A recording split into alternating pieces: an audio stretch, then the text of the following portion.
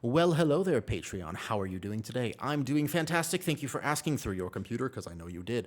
Here's what's up. I want to give you a quick update today. This is not going to be a super in-depth guide about how to play VDH or even how to play anything else. Those will happen way later, closer to release, because there are still bugged things and nothing is final. We are experimenting on PTR, but I want to give you this update about how I want to do things, because I want to make some of the best World of Warcraft content that has ever been made.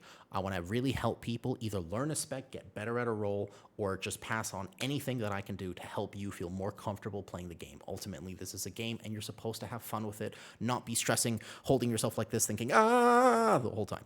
And that is often what happens when you venture into tanking and healing. Those are the two things mainly that I want to cover. I am a tank and a healer. I am not so much a DPS, although I can play it when I want to. Just kind of boring. Here's what's up. When you learn how to play a spec, there are two ways to learn it. There's the in-depth nuance guide, which is what very passionate people will tell you, because they want to give you everything about that spec. They're like, oh my God, you want to learn this? I've been playing this for 10 years. Let me tell you everything. But if I did that to you right now, you would retain none of it. There's a much better way to do guides. There's the simple version, and if you're interested in that, you start playing it. And if you really want to learn past that, then you ask questions. We go into the in-depth version, which happens later. But let me give you an example, okay? So if you want to learn how to play World of Warcraft spec, this is effectively what you need to do. Let me get off my mount real quick. I have a lot of buttons on my bar. You see all these buttons on my bar? Let me make this real simple for you. You don't need to press half of these buttons. Get rid of this. You can keep this. This is a stun. You can keep your combat pote, your kick, whatever. You can keep this right here, this utility. Get rid of that button. Effectively, you would macro demon spikes. You have demon spikes at 100%. You don't need actually this button on your bar, but sure. You can get rid of this button. You don't even need to use it rotationally. Just keep your sigils here. That's a CC button. If you only keep the main buttons that you actually need rotationally, this is the first and foremost thing to make your life much easier. That's my mount. That's my healing potion. That's my healthstone. Get all this off your bar. You don't even, darkness is whatever. It's a cooldown. You can use it. It doesn't really matter. Now that looks a lot more approachable. So you just take out all the fluff. The first thing you want to do is take out all the fluff. You only want to focus on core rotation. As a demon hunter, there are so many interactions, especially if you're playing Aldrachi. But let me make this very simple for you.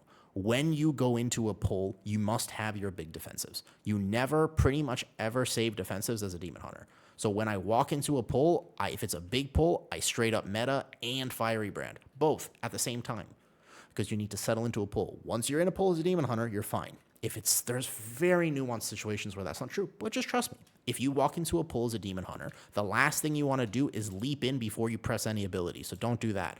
Let me show you what you actually do.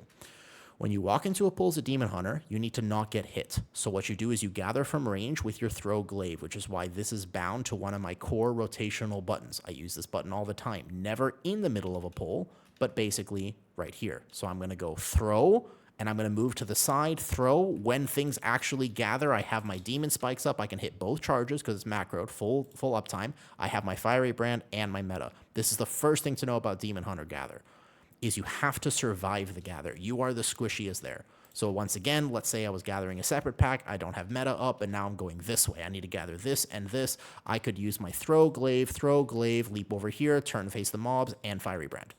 And now I'm facing the mobs. Cool? So that's the first thing you need to know. The only other thing you need to know is your actual rotation. When you are in a pull, you have a priority system.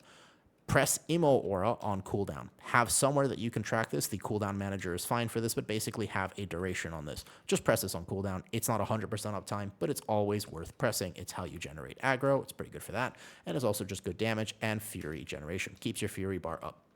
Okay, you macro demon spikes.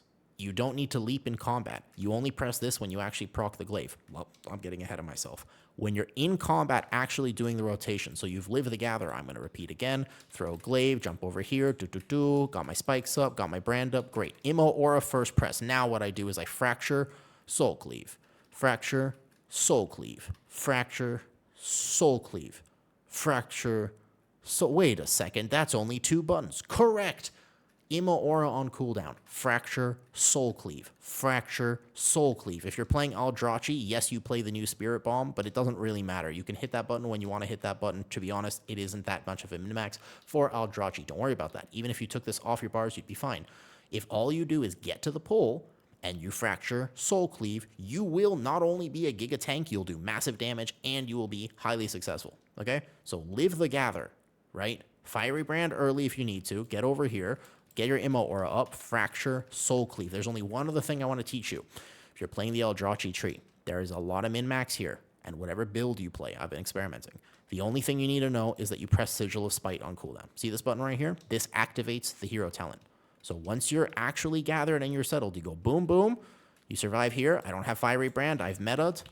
Immediately Sigil of Spite. And then I have this button light up. My throw glaive becomes reavers glaive. Whenever this lights up, you press it. You pretty much never hold it. There's some min-max to this later on when you want to actually learn how to do big damage. You maximize some of the buffs from the Aldrachi tree. But right now, you basically press this. When you press this, 2 other buttons will light up. The only thing you need to know is the order in which you press them. So from here, again, now this is all getting complicated. Don't be worried about it. Fiery Brand, learn to gather. They come into you, so you're already settled. Fracture, Soul Cleave. Wait, this button's lit up? Press this. If both of these light up, Fracture, Soul Cleave. Don't Soul Cleave Fracture. Big damage loss. Big damage loss. Just Fracture, Soul Cleave. Fracture, Soul Cleave. You are generating Immo Aura on cooldown. Fracture, Soul Cleave. I swear, this is all you need to do. People make this so fancy. People make this way more complicated than it actually needs to be. If this button lights up, Fracture, Soul Cleave. That's it. 1, 2. My meta procs, instantly press it. It's part of the Apex talent. Fracture, Soul Cleave. Fracture, Soul Cleave. Oh, my Fiery Brand is up. Don't press it in the middle of a pull. Save it for the next gather. You're probably going to live.